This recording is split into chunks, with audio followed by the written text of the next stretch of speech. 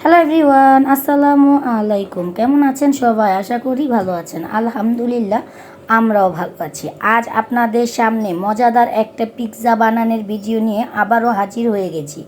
আমরা তো আটা, ময়দা বা চিজ দিয়ে, মুরগির মাংস দিয়ে, মজা সবজি দিয়ে অনেক পিৎজা খেয়েছি। কখনো কি ভ্যানিলা আইসক্রিম দিয়ে আর 3টি ডিমের কুসুম দিয়ে কখনো পিৎজা খেয়েছি? আজ আপনাদের দেখাবো কি করে ভ্যানিলা আইসক্রিম আর 3টা ডিমের কুসুম দিয়ে মজাদার একটি পিৎজা বানিয়ে আপনাদের দেখাবো। আর আপনারাও সহজ পদ্ধতিতেও অতি তাড়াতাড়ি আপনাদের বাড়িতে মেহমান আসলে কিন্তু এই পিৎজাটা সার্ভ করতে পারবেন। এত মজাদার এই পিৎজা, যারা একবার খাবেন তারা আপনার এই পিৎজার প্রেমে পড়ে যাবে। কারণ আমি নতুন এই পিৎজাটা আপনাদের সাথে সবার প্রথম শেয়ার করছি। আমি ফার্স্টে একদিন বাসায় বানিয়ে দেখিয়েছি পিৎজাটা আসলে হয় কি না। আসলে এত মজাদার পিৎজা আমি আমার লাইফে কখনো খাইনি। দেখতেই পাচ্ছেন আমি ডিমের কুসুমগুলো আমার হাত দিয়ে তুলছি, কারণ আমার ডিমের কুসুমগুলো আমার ছেলে তুলছে। আমার ছেলে বলছে, আম্মু আমাকে দাও, আমি হাত সুন্দর করে পরিষ্কার করে তারপর এই ভ্যানিলা আইসক্রিমের উপর কেকে ডিমের কুসুমগুলো দিয়ে দিচ্ছে। এখানে কিন্তু 3টি ডিম দিয়েই আমি মজাদার এই কেকটি মজাদার এই পিৎজাটা তৈরি করব। দেখতেই পাচ্ছেন আমি ডিমের কুসুমগুলো হাত দিয়ে সুন্দর করে ছাড়িয়ে নিচ্ছি। এখানে কিন্তু সাদা অংশটা কিছুতেই দেওয়া যাবে না। সাদা অংশটা আমি আরেকটি বাটিতে রেখেছি। সাদা অংশ দিয়ে আমি কি করি সেটাও আপনাদের সাথে আমি শেয়ার করব। এখন আমি এই আইসক্রিমের সাথে ডিমের কুসুমগুলো সুন্দর করে মিক্স করে নিব। একসাথে সুন্দর করে চামিচ দিয়ে ভ্যানিলা আইসক্রিমটা আর ডিমের কুসুমগুলো সুন্দর করে মিক্স করে নিচ্ছি। দেখতেই পাচ্ছেন আমার ডিমের কুসুমগুলো আর আইসক্রিমগুলো আমি কি সুন্দর করে মিক্স করে নিচ্ছি। আপনারাও কিন্তু চাইলে এভাবে ভ্যানিলা আইসক্রিম আর 3টা ডিম এর কুসুম দিয়ে মজাদার এই পিৎজাটা তৈরি করতে পারবেন। এত মজাদার পিৎজা কি বলবো, দোকানের পিৎজা ফেল। মানে ওই যে আপনারা মাংস দিয়ে খান, চিকেন দিয়ে খান, কিন্তু মজাদার এই ডিম দিয়ে আর ভ্যানিলা আইসক্রিম দিয়ে কখনো কিন্তু আপনারা পিৎজা খাননি। আমি কিন্তু শুধু 20 টাকা দামের একটা আইসক্রিম আর হলো 3টা ডিমের কুসুম দিয়ে মজাদার এই পিৎজাটা তৈরি করেছি আর আপনাদের সাথে শেয়ার করছি। দেখতেই পাচ্ছেন আমি একটি চামিচের সাহায্যে আইসক্রিমের সাথে ডিমের কুসুমটা কি সুন্দর করে ফেটে নিয়েছি। একদম মিশে গেছে, দেখতেই পাচ্ছেন একদম সুন্দর হয়ে গেছে। আপনারা কিন্তু যেহেতুই আইসক্রিমটা গলবে না আর ডিমের সাথে কুসুমের সাথে এই ভ্যানিলা আইসক্রিমটা মিশবে না, এই তুরি আপনারা কিন্তু এভাবে চামিচদা ঘাঁটতে থাকবেন। যে তুরি চামিচদা ঘুটে সুন্দর করে এটাকে আগে সুন্দর করে মিক্স করে নেবেন। এখানে কোনো কারেন্টের হাত ব্লেন্ডার চলবে না, কিন্তু ব্লেন্ডার করলে কিন্তু এখানে ফোম হয়ে যাবে। তার জন্য আপনারা এভাবে চামিচ দিয়ে এটাকে করে নেবেন। তারপর চুলাতে আমি একটি প্যান বসিয়ে দিয়ে তারপর এই মিশ্রণটি চুলাতে দিয়ে দিয়েছি। দেখতেই পাচ্ছেন এখনও কিন্তু একটু ঝরঝরে আঠালো একটি ভাব চলে আসছে।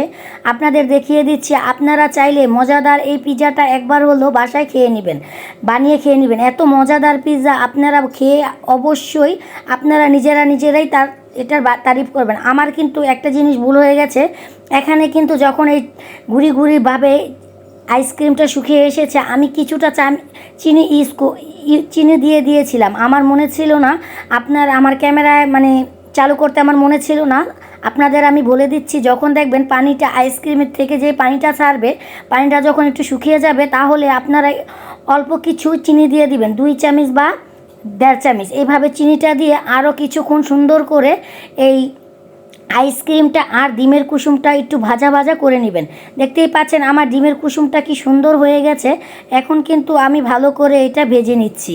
তারপর প্যানটা ধুয়ে আবারও চুলাতে বসিয়ে দিয়েছি। চুলাতে বসিয়ে দিয়ে আমি চুলাটা জ্বালিয়ে দিচ্ছি। জ্বালিয়ে দেওয়ার পর চুলার যখন প্যানের যখন পানিটা শুকিয়ে যাবে, তখন আমি এখানে একটু পরিমাণ তেল ইউজ করব। তেলটা দিয়ে আমি পুরো কড়াইতে এটাকে ছড়িয়ে দিব।